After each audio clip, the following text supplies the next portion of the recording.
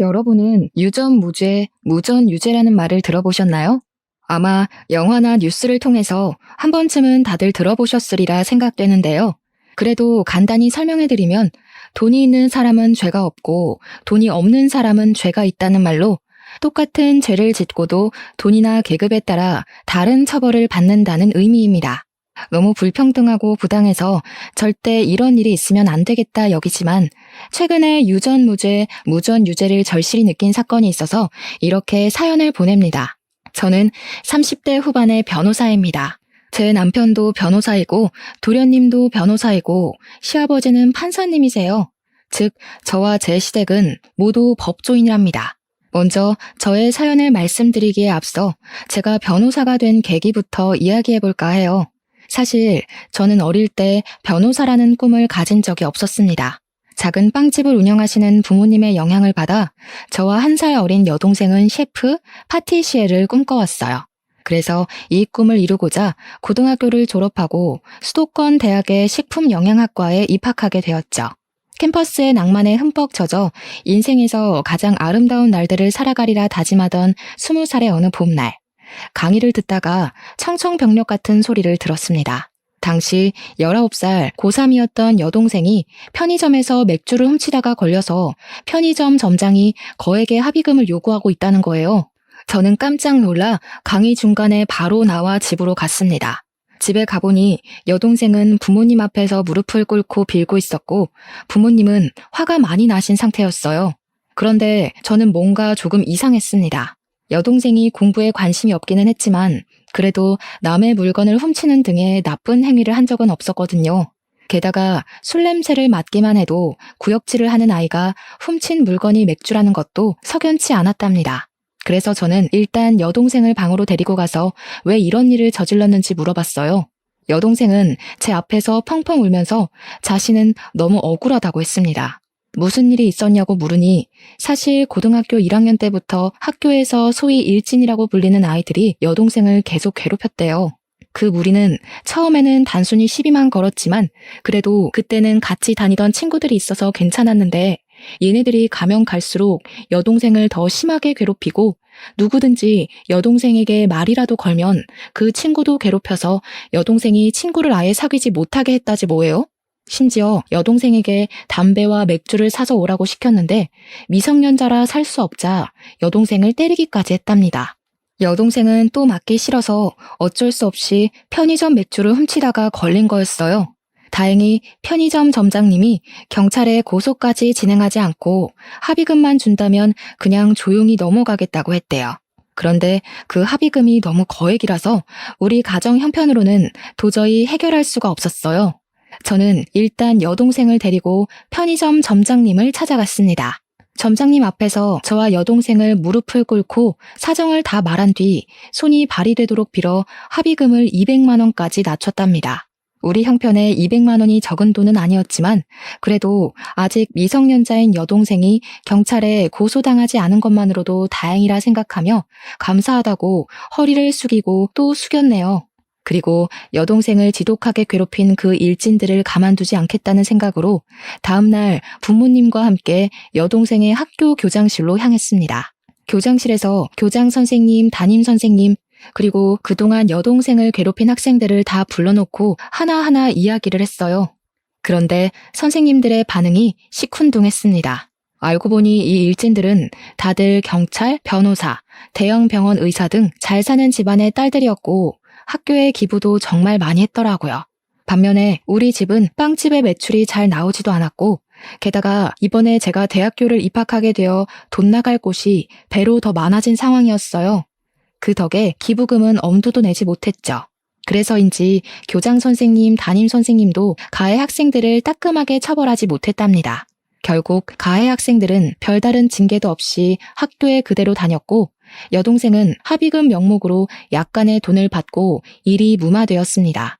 그 뒤로 가해 학생들은 제 동생을 돈 없는 빵집 딸이라고 폭행하며 더 심하게 괴롭혔고 여동생은 그 괴롭힘을 이기지 못해 고3 여름방학을 앞두고 자퇴를 하게 되었어요. 괴롭힘에 지쳐서 쫓겨나듯이 고등학교를 자퇴한 동생을 보며 저는 지금 제가 한가하게 캠퍼스의 낭만을 꿈꾸며 살 주제가 안 된다는 생각이 들었습니다.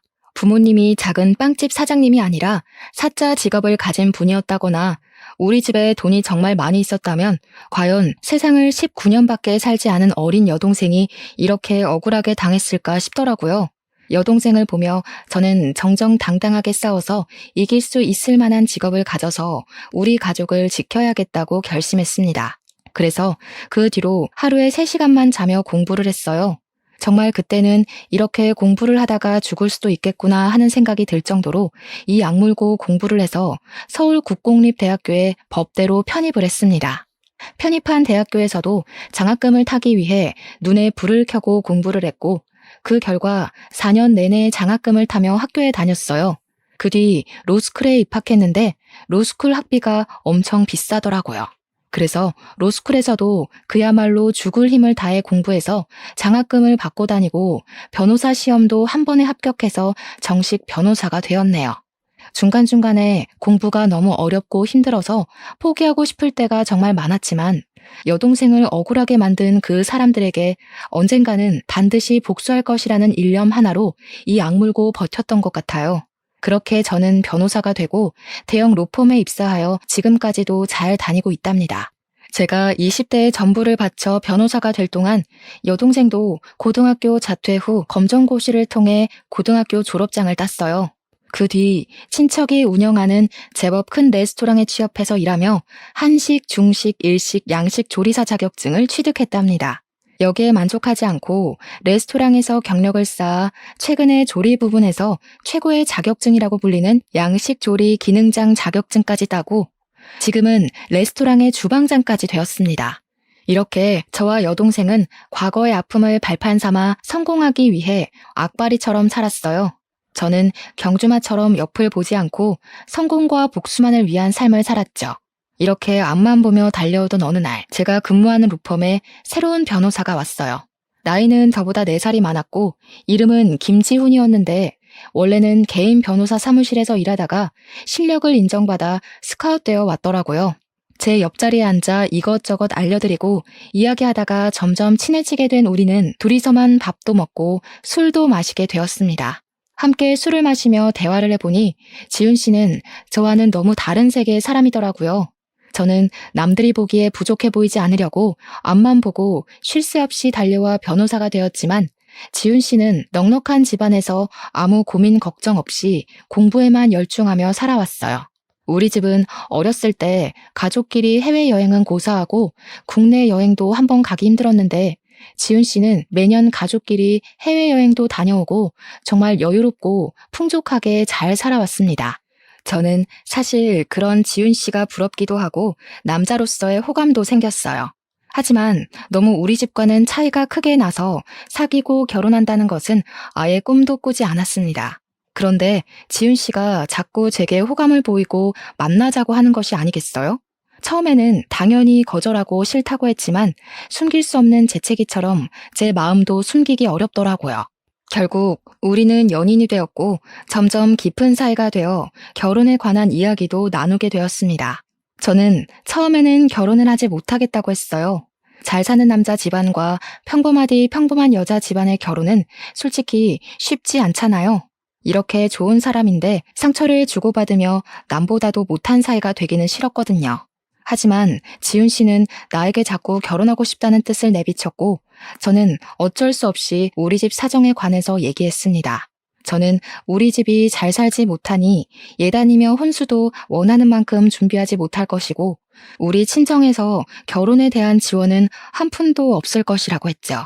지훈 씨는 그게 뭐 어떠냐고 하며 집안이나 배경이 아닌 저 자체가 좋아 결혼하고 싶다고 하더라고요. 그리고 바로 지훈 씨는 우리 집으로 가서 친정 부모님께 정식으로 인사를 드렸습니다. 부모님은 저와 지훈 씨가 서로 좋다면 결혼에 반대하지는 않겠지만 집안 형편이 차이가 너무 나서 저를 좋아하실지 모르겠다고 걱정하셨어요. 그래서 일단 지훈 씨 부모님을 만나 뵙기로 하였습니다. 일주일 뒤 지훈 씨 집을 방문하기로 약속한 날이 되었어요. 지은 씨는 흔하디 흔한 빌라에서 사는 저와는 달리 제법 규모가 있는 마당 딸린 주택에서 살고 있더라고요. 지은 씨는 대문에서부터 잔뜩 긴장해 있는 저의 손을 꼭 잡고 같이 들어갔습니다. 그때 그 손이 얼마나 따뜻하고 힘이 되는지 아직도 그때 제 손에 있던 촉감을 잊을 수가 없네요. 집에 들어가니 시부모님이 아주 인자한 미소를 지으시며 저를 반겨주셨어요. 도련님도 아주 환하게 웃어주시는데 모든 긴장이 싹 풀리더라고요. 시어머니께서 정성스럽게 준비해주신 음식을 먹고 거실에 앉아 커피를 마시면서 이런저런 이야기를 나눴습니다. 우리 지훈이한테 이야기는 많이 들었어요. 친정이 빵집을 한다고 했죠? 네, 어머니. 작은 빵집을 운영하고 계세요. 장사가 잘 되는 것은 아니라서 경제적으로 여유롭지는 못하게 자랐답니다. 그래도 그 어려운 와중에도 공부를 열심히 해서 대형 로펌 변호사가 되었네요. 사실 지훈이한테 경미 씨가 경제적인 형편이 많이 차이 난다고 하며 결혼을 하지 않겠다고 했다는 소리를 들었어요. 그런데 우리는 그렇게 생각하지 않아요. 경제적으로 어렵지만 그래도 열심히 살아서 이렇게 변호사가 된 경미 씨가 대단하고 존경스럽기까지 해요. 그러니까 우리 지훈이가 싫은 것이 아니라면 결혼하지 않겠다는 소리는 하지 않았으면 좋겠어요. 저는 사실 지훈 씨의 부모님이 우리 집 사정을 듣고 결혼시키지 못하겠다고 하시면 어쩌나 정말 많이 걱정했어요. 우리 집은 그냥 작은 빵집이지만 지훈 씨는 아버지가 판사님이시잖아요. 그런데 저의 지난 과거를 높이 칭찬해 주시며 제게 존경스럽다고까지 하시는데 눈물이 다 나더라고요. 그래서 저도 모르게 그 앞에서 펑펑 울었네요. 제가 갑자기 울자 다들 깜짝 놀라셨어요. 죄송해요. 사실 그동안 정말 힘들게 살아왔고 지훈 씨는 너무 잘 살아서 둘이 결혼한다는 것은 언감생심이라고 생각했습니다. 오늘 이 자리에 오면서도 제가 감히 부모님을 만나 뵈어도 되나 두렵고 떨리는 마음으로 왔어요. 그런데 이렇게 부족한 저를 따뜻하게 맞이해 주시고 저를 좋게 봐주셔서 정말 몸둘 바를 모르겠어요. 너무 감사합니다. 지훈 씨는 우는 저에게 휴지를 건네주고 시어머니는 우는 저를 꼭 안아주며 그동안 정말 고생 많았다고 했습니다. 그러면서 아들만 있는 시어머니의 딸이 되어달라고 하셨어요. 저는 눈물을 흘리며 알겠다고 했고 지훈 씨와 결혼을 약속했습니다. 그날 이후 우리의 결혼 준비는 아주 빠르게 진행되었어요. 예물, 예단, 혼수 다 필요 없다고 하시고 사무실 근처에 좋은 집도 마련해 주셨습니다. 그렇게 우리는 싸움 한 번 없이 결혼까지 하게 되었답니다. 결혼 후 남편과 행복하게 살고 있던 어느 날이었어요. 도련님이 결혼하고 싶은 여자가 생겼다며 시부모님께 정식으로 인사드리기 전에 저희 부부에게 먼저 소개하고 싶다는 거예요. 그래서 우리는 여동생이 근무하고 있는 레스토랑에서 보기로 약속을 정했습니다. 공부만 하느라 여자에는 관심이 하나도 없다던 도련님이 갑자기 결혼하고 싶다며 여자를 소개한다니 너무 기대되었어요. 우리 부부는 설레는 마음으로 레스토랑에 먼저 가서 자리를 잡았습니다. 잠시 뒤 도련님과 예비동서가 함께 들어오는데 예비동서의 얼굴이 되게 낯익더라고요. 그냥 누구와 닮은 정도가 아니라 분명히 어디서 본 얼굴인데 전혀 기억이 나지 않았습니다. 궁금한 마음을 뒤로하고 일단 예비 동서와 간단히 인사를 나눈 후 자리에 앉아 음식이 나오기 전까지 대화를 나눴어요. 저의 예비 동서 이름은 최수진이고 얼굴이 참 예쁘고 말도 잘했답니다. 게다가 집안도 꽤 부유했고 아버지는 경찰 간부이셨죠. 얼굴, 집안, 말투 다 좋았는데 무엇보다 더 좋아 보였던 것은 예비 동서가 도련님을 정말 사랑하는 것 같습니다. 정말 눈에서 꿀이 뚝뚝 떨어진다는 것이 이런 거구나 싶을 정도로 도련님을 사랑스럽게 보더라고요. 도련님 역시 그런 예비 동서를 보며 그저 해맑게 웃었습니다. 저와 남편은 행복에 겨운 두 사람을 보며 생전 여자는 모를 것 같던 도련님이 정말 여자를 잘 만났다고 생각했죠. 음식이 나오고 같이 이런저런 이야기를 하며 밥을 먹다가 예비 동서가 회사에서 전화가 왔다며 나가서 꽤 오랫동안 오지 않았습니다. 예비 동서가 자리에 없을 동안 저도 잠시 화장실을 갔다가 다시 자리로 돌아오는데 레스토랑 구석에서 예비 동서와 제 여동생이 인사를 하고 있더라고요. 그런데 반가워하며 웃는 예비 동서와는 다르게 제 여동생은 표정이 매우 좋지 않았어요. 어깨를 잔뜩 움츠린 것을 보니 겁을 먹은 것 같았죠. 저는 둘이 서로 아는 사이냐며 다가가서 인사를 하려다가 순간 예비 동서를 과거에 봤던 기억이 떠올랐습니다. 저는 예비 동서를 여동생이 고등학교 3학년 때 학교 교장실에서 보았어요.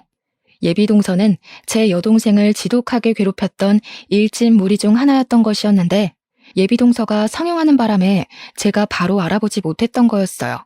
저는 이제 청소년도 아니고 성인인데 생각이 있으면 여동생에게 해코지는 하지 않을 것이라는 생각에 못 본 척하고 자리에 돌아왔습니다. 제가 자리에 앉고 얼마 지나지 않아 예비 동서도 오더라고요. 저는 계속 예비 동서에 대해 모른 척하고 이야기를 나눴습니다. 이야기하는데 처음에는 예쁘게 보이던 예비 동서의 얼굴이 여우 같아 보이고 가식적으로 보이기 시작하더군요. 여동생을 사악하고 짓궂게 괴롭히던 얼굴이 생각나 괴로웠습니다. 점점 표정이 굳어가는 제 모습을 보며 예비 동서가 괜찮냐고 물었지만 저는 그냥 계속 별다른 말 하지 않고 오늘은 몸이 좋지 않으니 다음에 더 친해지는 기회를 만들자고 하며 서로 연락처를 주고받았네요. 예비 동서는 제게 언니라고 불러도 되냐고 하며 여기 음식이 맛있으니 다음에 다시 와서 자신이 음식을 산다고 하며 헤어졌어요. 그렇게 헤어지고 집에 가는 길에 여동생에게 전화했어요. 그리고 여동생에게 아까 레스토랑에서 봤다고 하며 혹시 예비 동서가 일진 무리 중에 하나가 맞냐고 물으니 역시 맞다고 하더라고요. 저는 착하고 순진한 도련님이 그런 나쁜 여자와 결혼하게 둘 수는 없어서 남편에게 이 모든 사실을 이야기했습니다. 그날 밤 남편은 도련님을 따로 다시 만나서 모든 사실을 이야기했어요. 도련님은 남편의 말을 다 듣고도 너무 착하고 여린 사람인데 그럴 리가 없다면서 저와 여동생이 오해한 것이라고 말을 했대요. 저는 어떻게든 이 결혼을 뜯어 말리고 싶었습니다. 제 여동생은 고등학교를 자퇴하고 10년이 지난 지금까지도 그때의 기억 때문에 괴로워하고 밤마다 악몽까지 꾸고 있었거든요. 인생에 한 번뿐인 동생의 학창시절을 처참히 짓밟아버린 원수 같은 사람을 절대 제 가족으로 들일 수는 없었습니다. 그래서 저는 예비 동서가 학교 폭력 가해자라는 확실한 증거를 찾아야겠다고 생각했어요. 먼저 예비 동서의 SNS를 찾아내어 과거의 사진이 있는지 확인했습니다. 하지만 예비 동서의 SNS에는 딱히 증거가 될 만한 사진이 보이지 않더군요. 그래서 예비 동서 지인들의 계정을 타고 들어가 보니 예비 동서의 친구가 고등학교 시절을 추억하며 올린 사진이 있었답니다. 노래방에서 찍은 사진이었는데 다들 교복을 입었고 테이블에는 맥주가 가득했어요. 그리고 예비 동서와 그 일진 무리 옆에는 제 여동생이 겁에 질린 채 찍혀 있더라고요. 아마 자기들끼리 찍으려고 했다가 우연히 여동생이 찍힌 것 같았어요. 저는 이 사진을 나중에 요긴하게 사용하기 위해 사진을 캡처해서 제 핸드폰에 저장했습니다. 다음날 저는 예비 동서에게 연락해서 이렇게 가족이 된 것도 인연인데 여자들끼리 따로 만나서 맛있는 음식 먹자고 했어요. 다행히 예비 동서는 그날 저녁에 별일 없다며 바로 만나자고 하더라고요. 저는 혹시나 하는 마음에 소형 녹음기를 하나 장만해서 예비 동서와의 모든 대화 내용을 녹음하기로 했어요. 퇴근 후 예비 동서를 만나 이런저런 이야기하다가 고등학교를 어디 졸업했냐고 물으니 역시 여동생이 다녔던 고등학교를 이야기하더라고요. 저는 고등학교 시절 이야기를 하는 예비 동서에게 어제 SNS에서 찾아낸 사진을 보여주었습니다. 사실 어제 SNS를 보다가 이런 사진을 봤어요. 앞으로 가족이 될 사이인데 확인을 해봐야 할 것 같아서요. 아니, 이 사진이 어떻게 언니 핸드폰에 있어요? 그런데 기분이 좀 그러네요. 도련님하고 결혼한다고 제 뒷조사하는 거예요? 제가 무슨 범죄라도 저질렀을까 봐요? 뭔가 취조당하는 기분이네요. 취조가 아니라 그냥 결혼 전 확인하는 것이죠. 그리고 어차피 남들 다 보라고 SNS에 사진을 올리는 건데 이거 한번 찾아봤다고 그렇게 기분이 상할 일인가요? 나 참 어이가 없어서. 그래서 지금 이렇게 나한테 따지듯이 이야기하는 이유가 뭔데? 변호사라고 해서 마음대로 이렇게 사람 뒷조사해도 되는 거야? 자신의 과거를 들킨 예비 동서는 처음에는 꼬박꼬박 존댓말을 쓰다가 제게 반말을 쓰며 화를 내기 시작했어요. 저는 그런 예비 동서에게 지지 않고 같이 맞받아치며 본인이 과거에 한 일을 스스로 실토하도록 하나하나 캐묻기 시작했습니다. 따지는 게 아니라 지금 옆에 있는 이 친구가 겁에 질려서 이러고 있으니 이상해서 그러지. 그리고 어디다 대고 지금 반말이야? 내가 너보다 나이 훨씬 많아. 시댁 서열상으로도 내가 더 높아. 똑바로 존대해. 서열 높아서 좋으시겠습니다. 나이 많은 게 자랑도 아니고. 꼰대세요? 무슨 과거 취조하겠다고 난리야. 그래서 이 친구가 그렇게 궁금하다는 거지? 얘 내 똘만이었어. 얘네 부모님이 지지리도 맛없는 빵이나 만드는 빵집 딸이었거든. 그래서 내가 얘 빵집 딸이니까 빵 셔틀 엄청나게 시켰지. 내가 사실은 고등학교 때 학교에서 이름 좀 날렸답니다.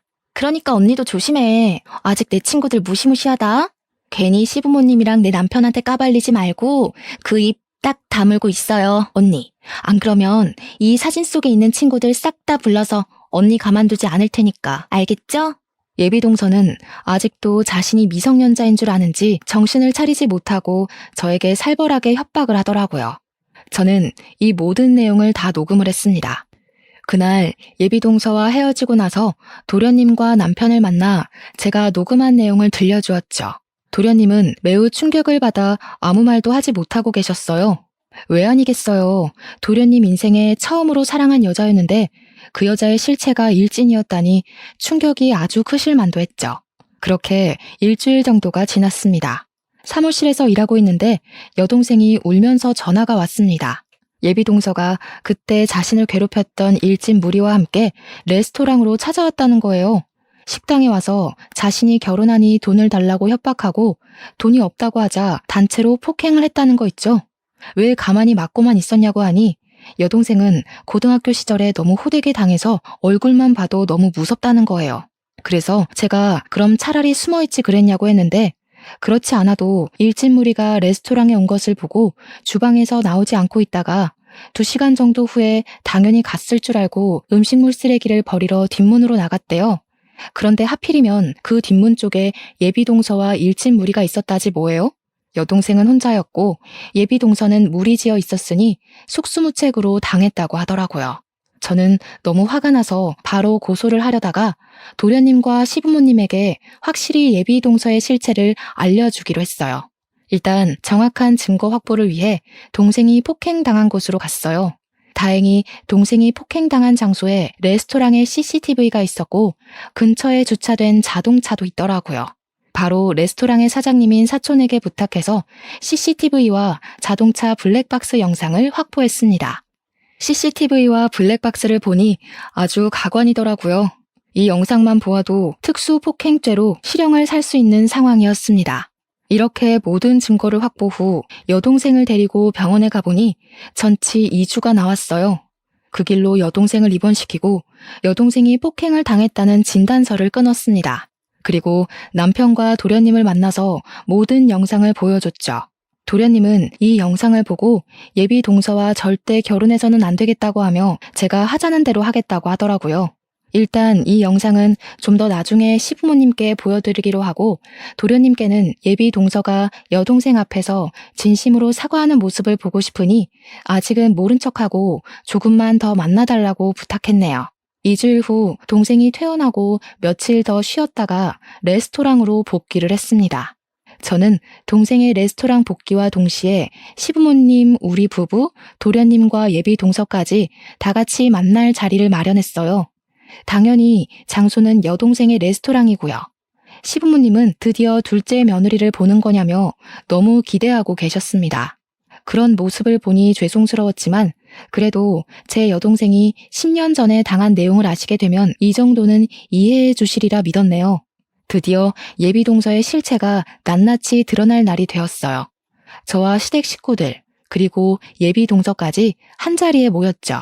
예비동서는 시부모님을 뵌다고 단아하게 보이고 싶어서인지 얌전해 보이는 새하얀 원피스를 입고 왔더라고요. 모두가 자리에 앉아 음식 주문을 하니 여동생이 식전 수프를 직접 들고 저희 테이블로 왔어요. 저와 여동생 그리고 남편과 도련님은 미리 계획한 대로 여동생에 대해 모른 척하고 앉아 있었답니다. 어머, 너 진미 아니니? 나 수진이야. 너 고등학교 동창. 기억나지? 그럼 기억하지. 내가 널 어떻게 잊겠니? 여기는 무슨 일로 온 거야? 아, 저번에 결혼한다더니 예비시댁과 식사하러 온 거야? 응. 근데 너는 아직 홀서빙이나 하고 있니? 이런 홀서빙은 20대 초반 때 취미 삼아 하는 거지. 지금은 30대인데 이제는 제대로 된 직장을 구해야 하지 않겠어? 그래도 고등학교 때 맨날 붙어 다니던 친구였는데 네가 이러는 모습 보니까 걱정된다 얘. 이렇게 돈 모아서 결혼이나 할 수 있겠니? 그러게, 나는 언제 돈을 모아서 너처럼 결혼하려는지 모르겠네. 하긴, 너희 집이 좀 힘들긴 했지. 너희 부모님 아직도 그 조그만 빵집 하시니? 네가 고등학교 때 빵 많이 가져오고 그랬는데. 그런데 뭐 빵집 장사로 돈을 얼마나 버시면 버시겠어. 너도 참 사정 딱하다. 이렇게 열심히 사는데 여전히 힘들고 말이야. 이거 내 명함이니까 받아. 그리고 힘들면 언제든지 연락해. 너 지금 이 일에서 1년에 2천만 원은 버나 몰라? 뭐 어쨌든 내가 그 정도는 바로 빌려줄 수도 있으니까 부담 갖지 말고 힘들면 연락해. 예비동서는 우리 집안이 어렸을 때 힘들었던 것을 들먹이며 은근히 깔보고 무시하며 제 여동생에게 명함을 건넸습니다. 그 순간 여동생은 손이 미끄러진 척하며 예비동서의 하얀 원피스에 샛노란 단호박 수프를 쏟았어요. 어머, 미안해. 너 명함을 받으려다가 손이 미끄러져 버렸네. 흰 옷인데 수프를 쏟아서 어쩌니? 오늘 중요한 자리인 것 같은데 제가 실례를 범했어요. 죄송합니다. 예비동서는 화가 단단히 난 표정이었지만 자리에 시부모님이 계셔서인지 얼굴을 찡그리기만 하고 차마 큰 소리를 내지 못했습니다. 여동생은 시부모님과 우리에게 죄송하다고 말한 뒤 앞에 있던 휴지로 수프를 닦으려고 하는데 휴지로 닦을수록 얼룩이 점점 더 번지더라고요. 오늘 예쁘게 보인다고 비싼 옷 산 것 같은데 누렇게 물들어서 어떻게 해요? 꼭 화장실 실수한 것 같네. 아, 됐어. 그만 닦아. 옷이 더 상하잖아. 어머님, 저 잠시 화장실 가서 옷 좀 닦고 올게요. 예비동서는 여동생에게 화를 버럭 내고서는 시부모님께 화장실에 다녀오겠다며 나갔고 여동생도 따라 나갔어요. 그네야, 근데 저 직원 너 여동생 아니니? 왜 아는 척도 안 하고 있어? 어머님, 사실은 예비동서가 제 여동생을 괴롭힌 학교폭력 가해자예요. 미리 말씀 못 드려서 죄송해요. 저 여자 인성이 얼마나 바닥인지 어머님 아버님께 보여드리려고 일부러 이 레스토랑에서 만나자고 한 거예요. 자세한 내용은 이따가 저 여자 오면 자세히 말씀드릴게요. 일단 저 지금 화장실 좀 다녀오겠습니다. 저는 제 동생이 예비동서에게 큰 실수를 저질렀으니 분명히 동생한테 뭐라고 할 것으로 생각해서 화장실로 갔는데 예비동서가 없더라고요. 혹시나 해서 레스토랑 뒷문으로 가봤더니 거기에 예비동서가 있었고 그곳에서 제 동생을 괴롭히고 협박하고 있었답니다. 저는 몸을 숨기고 휴대폰을 꺼내서 몰래 영상을 찍기 시작했어요. 야, 너 미쳤냐? 오늘이 어떤 자리인데 이런 실수를 저질러? 이 옷이 얼마짜리인 줄이나 알아? 네가 여기서 한 달간 뼈 빠지게 홀서빙을 해도 살 수 있을까 말까 한 옷이야. 하긴 너 따위가 이렇게 좋은 옷을 알 리가 없지. 그저 거적대기 같은 옷만 입던 애가 뭘 알겠어? 예비동서는 화가 많이 났는지 여동생의 머리와 어깨를 밀치며 위협적인 행동을 하더라고요. 야, 너 내 옷 이딴 식으로 만들어놨으니까 돈 내놔. 고등학교 때도 나한테 돈이며 빵이며 잘 갖다 바쳤잖아.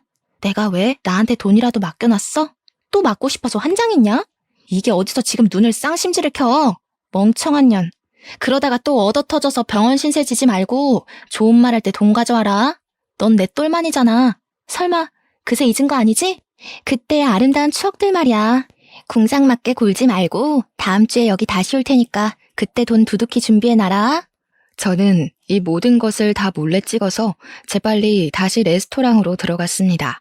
제가 자리에 앉고 얼마 지나지 않아 예비동서도 들어오더라고요. 흰옷에 얼룩져서 잘 지지가 않았네. 어쩌면 좋아? 근데 말이야, 아까 그 친구한테 언니 하나 있지 않아? 그걸 언니가 어떻게 아세요? 그 친구의 언니가 바로 나거든. 그래서 나는 네가 고등학교 때 그 친구에게 무슨 짓을 벌였는지 다 알고 있었단다. 어머님, 아버님, 사실 여기 앉아있는 예비동서는 제 여동생을 자퇴까지 시킨 악랄한 범죄자예요. 저의 폭탄 발언에 예비동서는 당황한 표정을 지으며 도련님과 시부모님의 눈치를 보더라고요. 하지만 그것도 잠시 바로 자신의 표정을 숨기고 여유 있는 척을 하며 바로 말을 이어갔습니다. 아, 어디서 많이 뵀다 했더니 진미 언니셨어요? 언니 성함이 경미라는 것을 듣고도 왜 그때 몰랐을까? 언니 반가워요. 근데 그래봤자 10년 전 이야기이고 철없는 고등학교 시절 친구들과 장난친 것뿐인데 그거 가지고 너무 진지하게 그러시네. 솔직히 언니도 고등학교 시절 때 친구들이랑 장난치고 그러지 않았어요? 저는 그냥 장난을 친 건데 언니 동생 진미가 멘탈이 워낙 약해서 그렇게 자퇴한 거를 왜 제 탓을 하세요? 그렇게 따지면 저도 참 억울합니다. 과연 그냥 장난이었을까? 그럼 방금 레스토랑 뒷문에서는? 그것도 설마 장난친 거니? 뒷문이요? 전 그냥 화장실 가서 언니 동생이 제 옷에 쏟은 수프 닦고 왔는데요. 네가 화장실만 가서 수프만 닦고 왔다고? 내가 이 두 눈으로 똑똑히 본 게 있는데? 어머니 아버지 놀라지 마세요. 방금도 레스토랑 뒷문에서 제 여동생을 협박하고 있더라고요.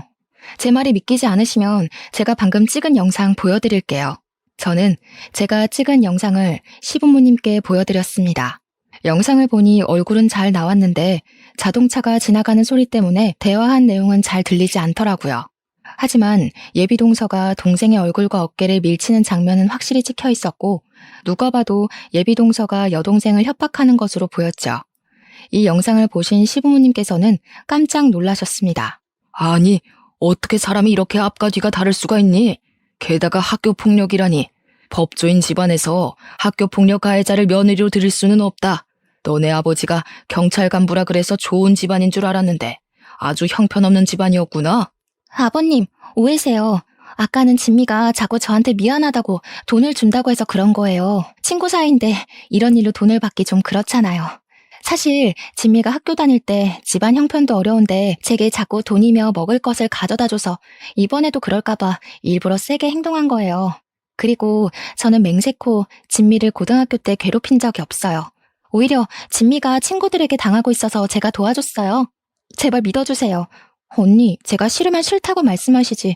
왜 이렇게 저에 대해 모함을 하세요? 모함? 내가 진짜 기가 막혀서 말이 다 나오지 않네. 내가 그럴 줄 알고 다른 것도 준비했어.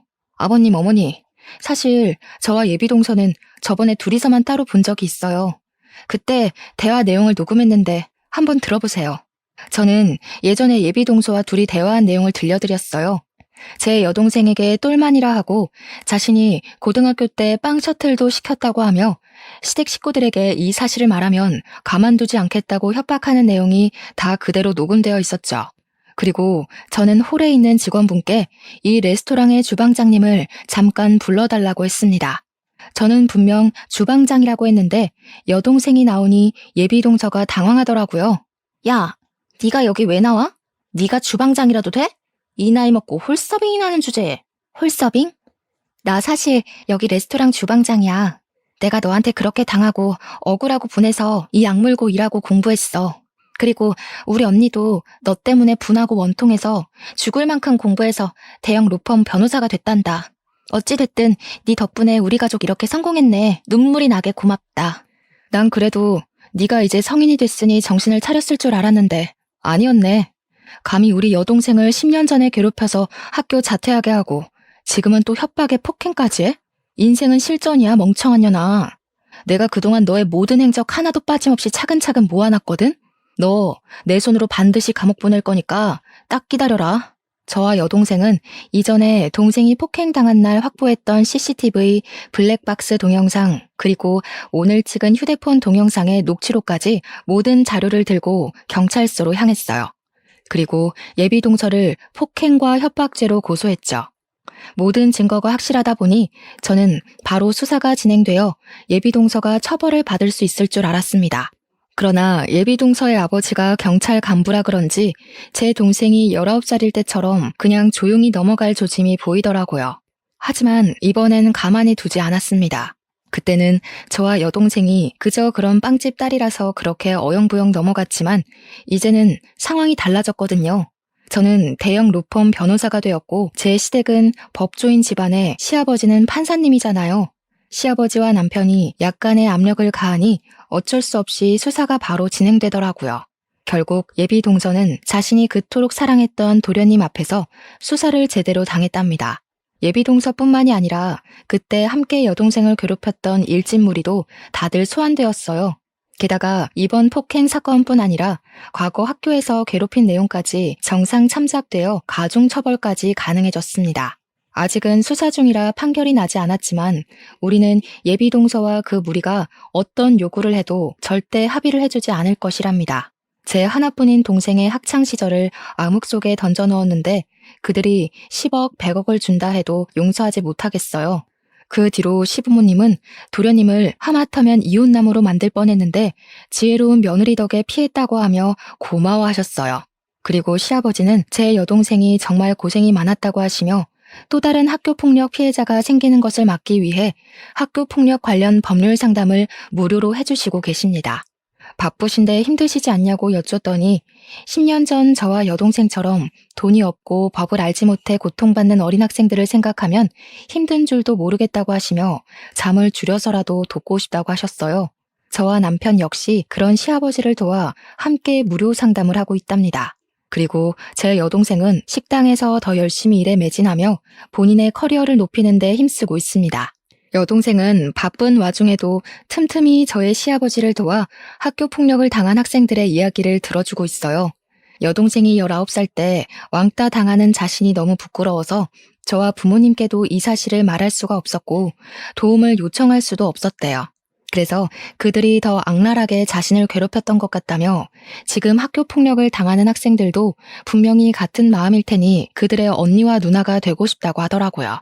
그들의 이야기를 들어주는 여동생의 옆에서 지켜보니 학교 폭력 피해자들이 누군가가 자신의 편이 되어주고 억울한 사연을 마음을 다해 들어주는 것만으로도 크게 밝아지는 모습을 볼 수 있었답니다. 그래서 저도 이 아이들에게 힘이 되고자 최선을 다해 도와주고 있어요.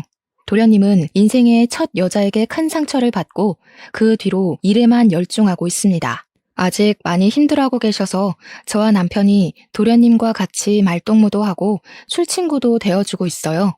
착하고 마음 여린 도련님이 충격에서 얼른 벗어나서 인성이 좋은 평생의 짝을 꼭 만났으면 좋겠네요.